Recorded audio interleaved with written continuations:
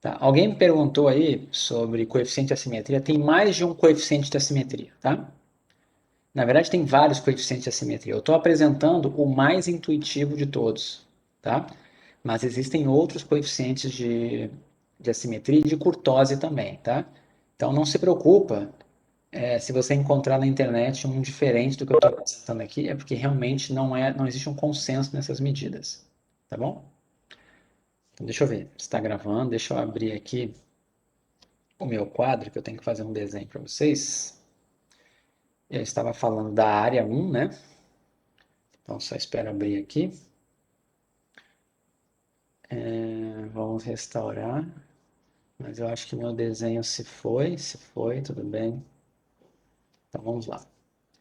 Eu estava com essa situação aqui. Eu expliquei para vocês que aqui dentro tinha área 1, né? E aí eu estava fazendo isso aqui quando tudo travou. Ok? Aí a pergunta é, se você pega uma marreta e bate aqui no meio, o que vai acontecer com essa figura? Imagina pegar uma marreta e bater no meio em cima. O que vai acontecer? Para manter a área constante, o que vai acontecer? Mais especificamente, né? Esparrama para os lados é ótimo, né? Eu vou até usar outra expressão, né? Essa minha distribuição vai abrir as pernas, né? É mais ou menos isso que vai acontecer. Vai fazer um espacato aqui, tá? Eu já comento, tá, Igor, o que você está perguntando. Só vou explicar aqui rapidamente esse conceito, depois eu volto, tá? Então é o seguinte, quando você bate aqui no meio, ou seja, quando você achata para baixo, quando você empurra no meio ali, o que acontece com as caudas? Tá? As caudas, que são essa daqui e essa daqui, elas vão para a direita, elas vão aumentar. Vocês concordam comigo que essas caudas vão aumentar, vão se alongar? Todo mundo tá enxergando isso?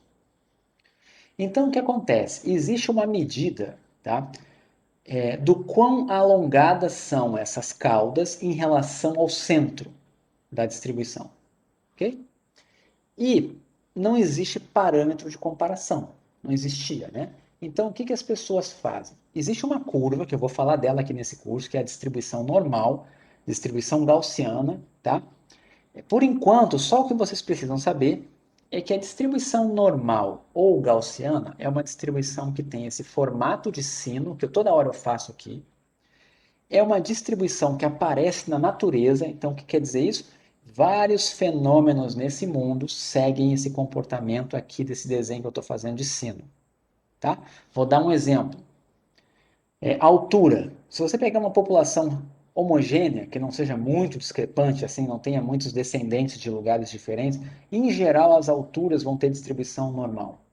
Uma distribuição com esse comportamento aqui. Muita coisa tem esse comportamento. Tá? Então imagine que isso aqui seria o nosso default, nosso padrão, tá? Então, o que você vai comparar? Você vai olhar para as caudas. Se você tiver uma distribuição, então vamos lá. Imagina que você tem uma distribuição que tem a cauda mais alta. Imagina que a cauda está aqui. Como que vai ser o centro dessa distribuição? Mais alto ou mais baixo do que a azul? Se eu viesse fazendo uma linha aqui, e uma linha aqui. Eu vou fazer uma coisa ali no meio. Vai bater com o comportamento de sino, tá? Mas tem que ter área 1 embaixo. Vocês concordam que isso aqui vai fazer mais ou menos assim? Para poder manter a área 1? Você apertou no meio, levantou dos lados. Tudo bem? Todo mundo enxergou? Então, o que acontece? Se você fez isso, a cauda, então a interpretação importante aqui é, isso aqui significa que a cauda ficou mais pesada, que a gente chama. Ou eu tenho um peso maior nas caudas. Eu tenho mais área ali embaixo das caudas. Qual dessas duas distribuições que vocês acham que tem mais valores extremos? A vermelha ou a azul? Qual delas tem mais valores extremos? A azul? Vamos lá. O que representa a altura aqui, né? Isso aqui é uma densidade. Vamos botar aqui de volta, né? Isso aqui é densidade. Mas a densidade nada mais é do que a frequência relativa dividida por uma constante lá. Então ela é, na verdade, uma medida que está associada com frequências. Quanto mais alto, mais frequências. Então aqui no meio tem muitas observações da azul e não tantas da vermelha. Mas aqui nas caudas, que são os valores extremos, a vermelha está mais alta. Como ela está mais alta, quer dizer que tem mais frequências, tem mais valores acontecendo. Então, a vermelha tem mais valores extremos do que a azul. Todo mundo entendeu isso aqui? Agora uma pergunta. A vermelha foi mais achatada ou menos achatada? Eu tive que achatar a azul para chegar na vermelha ou eu tive que Como é que é? Que eu falei? Ih, nem sei, eu não sei se tem essa palavra, né? Mas seria afinalar, afinar, o contrário de achatar, tá? Eu não sei bem qual seria essa palavra, mas seria a inversa de achatar, ok? O que eu tive que fazer? Eu tive que achatar ou eu tive que tirar o achatamento para chegar na vermelha? A vermelha é mais achatada do que a azul. Todo mundo está enxergando isso? A vermelha é mais achatada. Opa, peraí. Não é em azul. Eu estou dando uma intuição para vocês que vão fazer vocês aprender a olhar isso nos livros e ver quando é que está errado, tá? Então, o que eu estou falando para vocês não está nos livros. A vermelha é mais achatada. Essa vermelhinha é mais achatada. Consequentemente, ela tem mais curtose, porque curtose é achatamento. Todo mundo entendeu? Tá tranquilo até aqui? Agora vamos imaginar a segunda situação. Vamos imaginar agora. De novo, eu vou colocar a curva normal de referência. E aí vamos imaginar agora que a cauda ficou mais baixa aqui. O que vai acontecer com o meio? Vai ficar mais alto ou mais baixo do que a azul? Mais alto. Ela vai ter que subir aqui. Todo mundo concorda? Então o que acontece? Qual das duas tem a cauda mais pesada? Qual das duas tem mais valores extremos? Qual das duas? A azul. A vermelha não tem tantos valores extremos. E a vermelha é mais achatada ou menos achatada que a azul? Menos. Então, aqui ela é menos achatada. Então a gente fala que ela tem falta de curtose. E a anterior tem excesso de curtose em relação à normal. A normal tem o achatamento que eu espero. Se é mais achatada, excesso de curtose. Menos achatada, falta de curtose. Todo mundo entendeu isso? Agora vamos lá. Nomes. Vamos dar nomes aos bois. Se você tem mais achatamento, mais achatada, a gente diz que ela é leptocúrtica.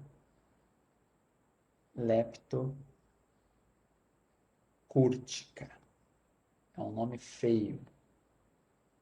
Leptocúrtica. Se ela é menos achatada, você vai dizer que ela é platicúrtica.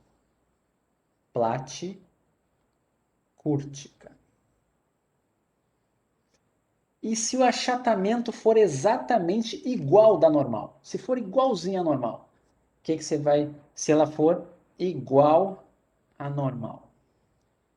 Igual à distribuição normal. você vai dizer que ela é mesocúrtica. Então, o que é importante saber sobre achatamento? Qual distribuição tem mais valores extremos? Lepto, plat ou meso? Qual tem mais valores extremos? Lepto, certo? Qual delas é mais alta no meio? Lepto, plat ou meso? Plat, certo? Agora vocês já entenderam tudo. Já entenderam tudo de curtose. Eu vou mostrar para vocês agora os slides e vou mostrar o que tem na internet e o que tem nos livros para vocês verem. Eu quero ver se vocês concordam comigo ou com o que vocês vão encontrar nos livros e na internet. Então vamos lá. Essas medidas dizem quão achatada está uma distribuição, são comparadas com a normal, e aí está aqui, ó, forma semelhante à normal, mesocúrtica. Menos achatadas, platicúrticas. Mais achatadas, leptocúrticas. Vocês já entenderam isso com aquele exemplo que eu fiz lá no quadro. Tá? Aqui está o exemplo. Tá? Não reparem na escala, tá? Não olhem tanto para a escala que não é a mesma escala. Tá? Mas você tem aqui, você não tem que olhar para o meio, você tem que olhar para as caudas em relação ao meio. Então, uma pergunta. Olhem essa aqui do meio. Vocês estão vendo que tem as caudas. Ela não é perfeitamente simétrica, mas é razoavelmente simétrica. E estão vendo o tamanho das caudas aqui? Vamos assumir que isso aqui é distribuição normal, certo? Isso aqui é uma mesocúrtica. Olhem o tamanho da cauda para o tamanho do meio. Olhem essa primeira aqui. A cauda aqui é curta ou é longa? A cauda não é longa. É para olhar para a cauda. A cauda parece que acaba antes. A cauda está muito parecida, parece que você está com o meio da distribuição e parece que acabou. Não tem uma cauda que vai diminuindo, diminuindo, diminuindo e vai se estendendo. Não tem. É como se tivesse acabado antes. Isso aqui é uma distribuição que tem pouca cauda. Tá? Então, assim, aí na sua cabeça você pode estar pensando, não, mas eu não estou enxergando assim. E eu quero que você enxergue. Então, vou mostrar o desenho do que está acontecendo ali. Se você fosse comparar com a normal, é uma coisa mais ou menos assim. A normal e aquela dali está vindo mais ou menos assim. Ó. Tipo assim. Ela está mais ou menos assim. Cai muito rápido, não tem cauda. Certo? É isso que está acontecendo ali. Ela não tem uma cauda longa em relação ao meio. Aquilo ali é platicústica. Agora, olhem a da direita. Não é para olhar para o meio e falar tá alto, logo é platicúrtica. Não. Olha para a cauda. O que vocês acham? Essa distribuição não parece que ela é 90% cauda? E tem só duas barrinhas no meio? Parece que ela se dissolveu em cauda. É só cauda para a esquerda e cauda para a direita. Olha o tamanho dessa cauda perto do meio. O meio aqui está indo do 5 ao 15. Olha essa cauda, vai do 15 até o 40. Vocês conseguem ver que essa cauda é longa, demora para cair em relação ao que tem aqui no meio? Todo mundo entendeu isso? Olha essa daqui, por exemplo. Se você considerar que o meio está aqui, ó, está indo, sei lá, de 8 a 12 o meio. Se você considerasse de 8 a 12 o meio, a cauda está indo de 12 a 16, mais ou menos o mesmo tamanho. Agora, olhem essa daqui. Se você considera que o meio aqui é de 5 a 15, a cauda está muito maior do que o meio. Entenderam? Então, isso aqui é leptocúrtica. Tudo bem? Só que é difícil das pessoas entender esse conceito da cauda. As pessoas tendem a olhar para o meio. Aí ela olha para essa figura aqui e pensa, tá alto no meio. Tá alto no meio é platicúrtica, certo? Fazem coisas assim. Então, eu vou só mostrar para vocês agora. Eu vou mostrar para vocês o erro e vocês mesmos vão perceber. Vou colocar aqui no Google curtose e vou colocar aqui plat e leptocúrtica e vou no Google Imagens. Todo mundo está vendo aqui meu quadro?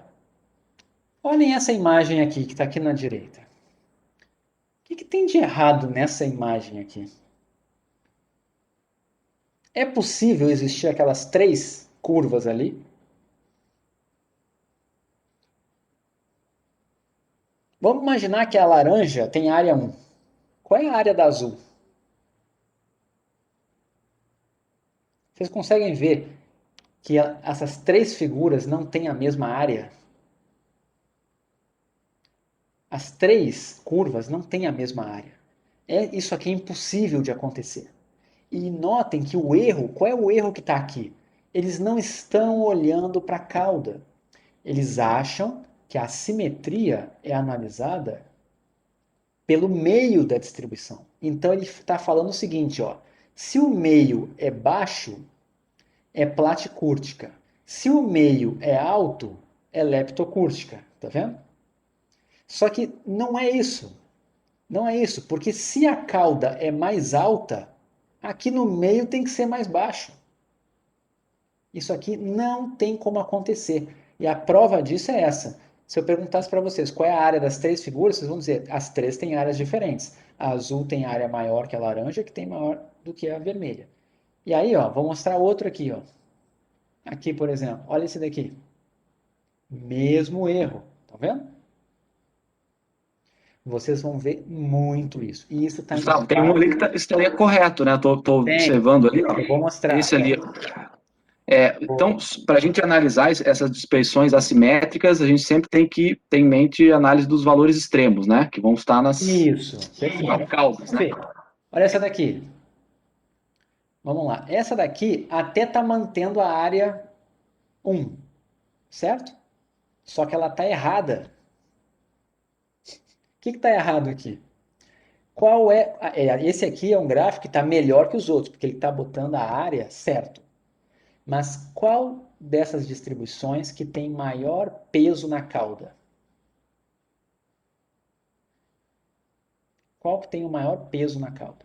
A verde. Se ela tem o maior peso na cauda, ela tem mais achatamento ou menos achatamento? Quem foi a mais achatada aí? A verde. Então ela é a lepto. Tá entendendo? Ela é a mais achatada. Tá invertido aqui. Deixa eu ver se eu encontro aqui uma. Espera aí. Deixa eu ver se eu encontro uma certa. Desenhos assim separados também não ajudam muito. Deixa eu ver se eu encontro aqui. Plat, aqui tá tudo errado. Deixa eu ver outra errada. Não, aqui não tem nenhuma certa. Aqui aparentemente estão todos errados. Quando eles botam essa comparação, fica tudo errado. Deixa eu ver essa daqui. Também, ó. Platicúrtica. Peraí, não, só um pouquinho. Será que eu falei certo ou falei errado? Não, tá certo, né? É o contrário aqui, ó, tá? Na verdade é o contrário desse negócio. O desenho aqui é o contrário. A lepto, tá? A lepto é a que tem mais curtose, ok? Leptocúrtica é a mais achatada. Tá invertido lá, ok? Mas eu ainda dou um crédito para isso aqui, porque é uma questão de nome, ok? Aqui, pelo menos, a pessoa entendeu, mas está chamando o nome invertido. Agora, o que você vai ver nos livros é isso aqui. Muitos livros. Isso aqui é o erro assim absurdo do absurdo. Esse aqui está invertido, mas a figura faz sentido, certo? A figura, pelo menos, a verde, né? Você vê que a verde aqui é a mais achatada. É que ele está definindo a plate como sendo a mais achatada, ok? Então, aqui, olha outro exemplo aqui, ó, também. Esse exemplo aqui foi feito à mão, isso aqui. Isso aqui não tem sentido, tá? Ok? Todo mundo entendeu isso? Viram a discrepância que tem? E o que sai por aí nos livros? É muito triste isso, gente. Você vê e acaba que não se corrige nunca. tá? Tá sempre assim nos livros, alguém tem que escrever um livro um dia e mudar essas coisas, tá? Mas vamos lá. E aí tem uma medida, tá? Como é que você faz essa medida? É igualzinho aquele coeficiente de assimetria de Pearson, você usa o coeficiente de Kurtosi. Qual é a diferença dele? Ele usa a quarta potência, tá? Então ele dá muito peso às caudas, certo? Então eleva a quarta potência no numerador e divide pelo sigma elevado à quarta. E aí você vai ter essa interpretação aqui, ó. Se ele der exatamente 3, é porque ele tem a mesma curtose da normal, o mesmo grau de achatamento da normal, não é zero a referência, tá? Tem alguns coeficientes que subtraem 3 para dar zero. Esse aqui que eu estou apresentando, o 3 é a referência, que é a normal. Se o alfa 4 der maior do que 3, o que significa isso? Quer dizer que os extremos aqui deram um peso muito grande, elevado à quarta potência, ficou muito grande o valor. Então ele tem cauda muito grande. Se tem cauda muito grande, tem muita curtose leptocúrtica. E se ele tem pouca curtose, quer dizer que a cauda não está tão distante do centro. Então, vai dar um valor menor de curtose do que o 3 da normal. Então, eu vou chamar de platicúrtica. Ok? Todo mundo entendeu isso? De novo aqui, tá? Esses coeficientes, eles devem ser usados quando a sua distribuição é simétrica. Se a sua distribuição não é simétrica, esses coeficientes aqui não têm essa interpretação. Esse coeficiente aqui não vai dar. Você não vai poder interpretar dessa forma. Tá? Então, primeiro você testa a simetria. Tá achando que é simétrico? Aí você olha essa curtose com esse coeficiente. Certo? Esse coeficiente aqui foi feito só para quando ela é simétrica. Aí por que isso? Porque dá uma confusão no cérebro dele lá, né? Imagina o seguinte, no cérebro que eu falo é no coeficiente, né? Olha isso daqui. Imagina que a sua distribuição é assim. Isso aqui tem cauda mais pesada que a normal ou não? Aí eu vou dizer, peraí, depende, né? Esse lado aqui, ó, tem a cauda mais pesada que a normal. Mas esse lado aqui, a cauda é mais curta que a normal. Então meio que se anula, entende? Então o coeficiente não foi feito para distribuições assim, ele foi feito para distribuições simétricas. Tá legal? Todo mundo entendeu? A gente tem pouquinho tempo agora para eu falar do boxplot, mas eu vou eu vou comentar do boxplot, tá?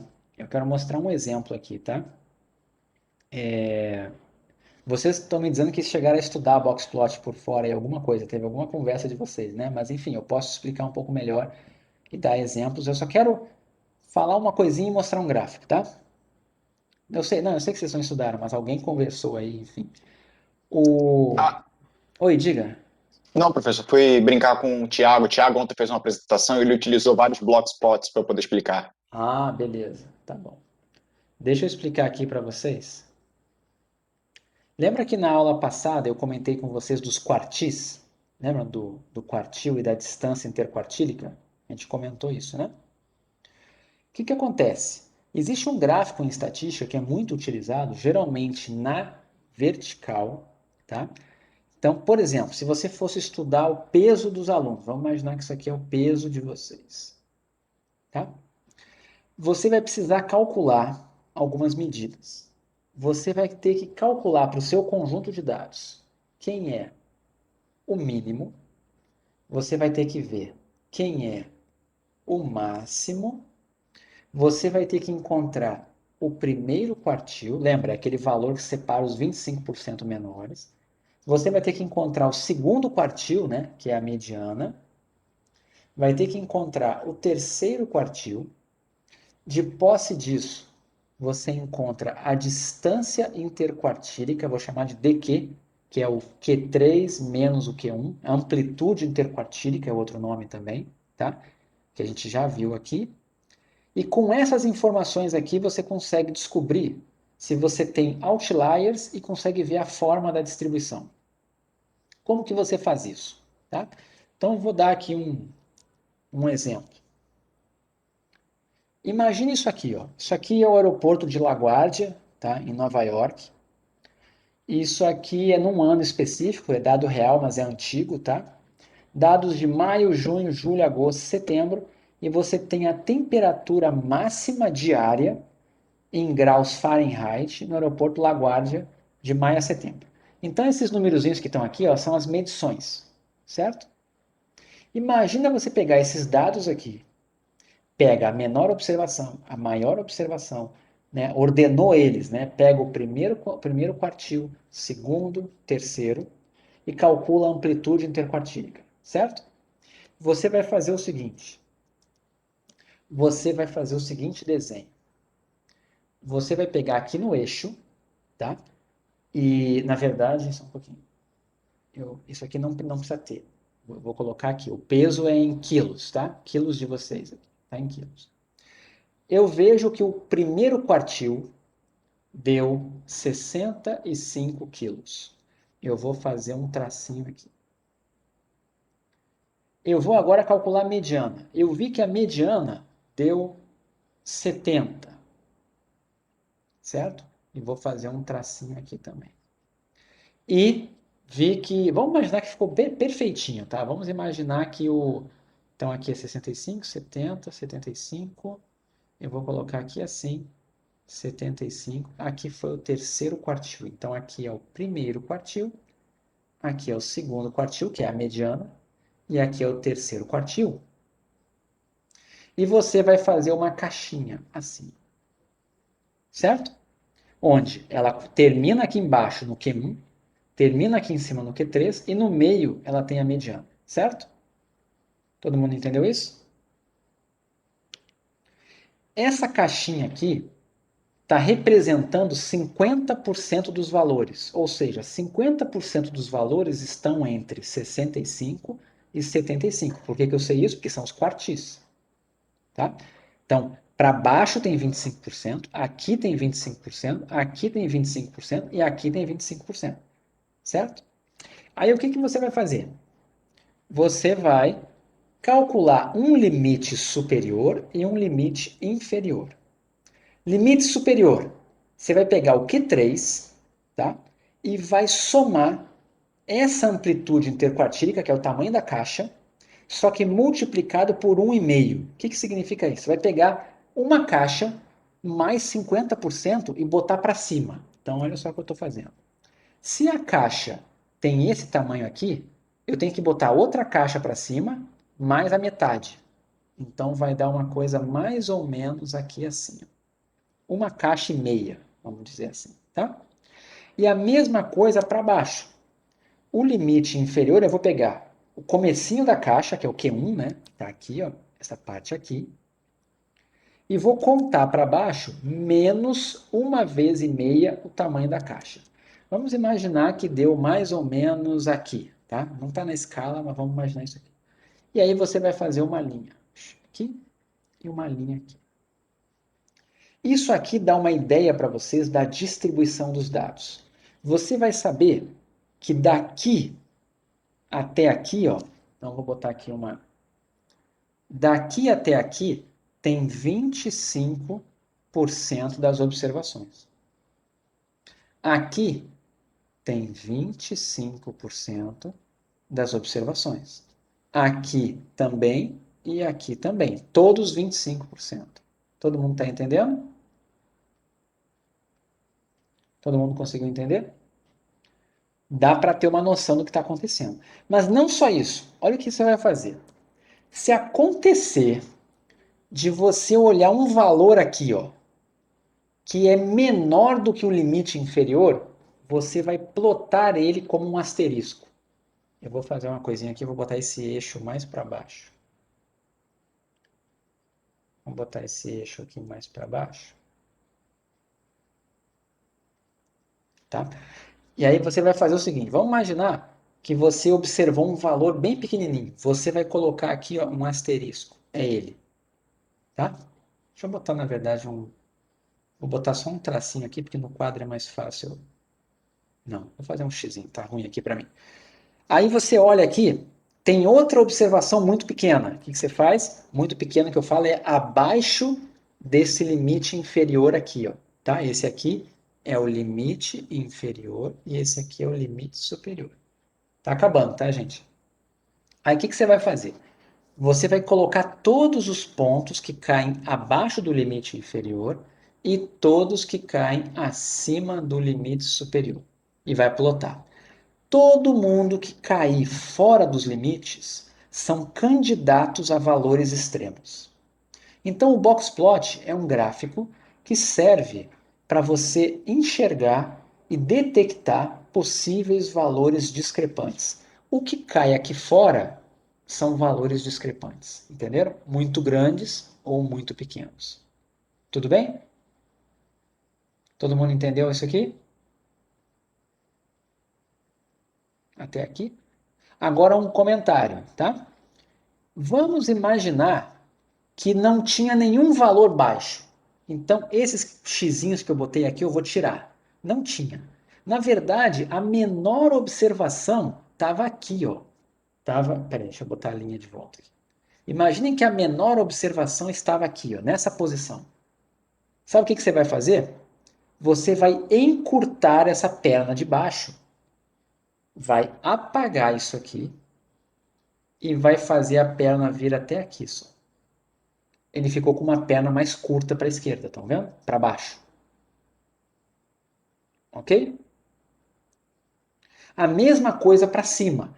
Se a maior observação não fosse extrema, tivesse aqui, ó, você iria encurtar o limite superior para baixo, ia parar na última observação. Conseguiram imaginar isso? Tá, vou fazer aqui de novo um desenho, né? Então, na prática, você fez isso aqui, fez assim, vamos botar aqui assim, e fez assim para baixo. Você fez o seu box plot. Se por acaso a maior observação está aqui, o que você faz? Você apaga aqui em cima e refaz o desenho até aqui. Só. Se por acaso, ali embaixo, a menor observação ultrapassou o limite, mantém esse limite aqui e depois plota embaixo tudo que ultrapassar ele. Deixa eu ver o que me perguntaram. É a representação de uma distribuição assimétrica. Dá para ver a representação de uma distribuição assimétrica no box plot. Perfeito. Tá? Então, assim, o que eu vou fazer? Como está acabando a aula, o comecinho da aula que vem eu vou dar essa pequena intuiçãozinha aqui, vai levar 10 minutos, mas eu não quero passar do tempo da aula. Só quero que vocês imaginem o seguinte. Peguem esse box plot aqui e deitem ele. Deita para a direita. E eu vou perguntar, se você vê isso daqui,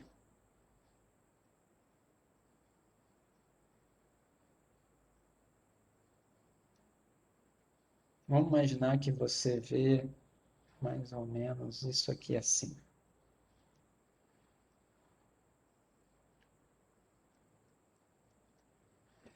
Isso aqui é uma distribuição com assimetria positiva ou negativa?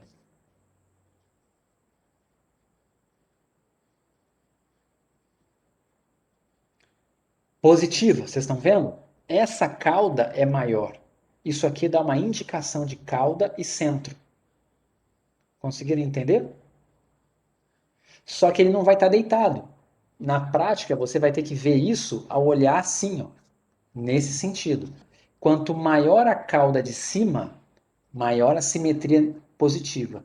Quanto maior a cauda de baixo, maior a simetria negativa. Se as caudas forem iguais, é simétrico.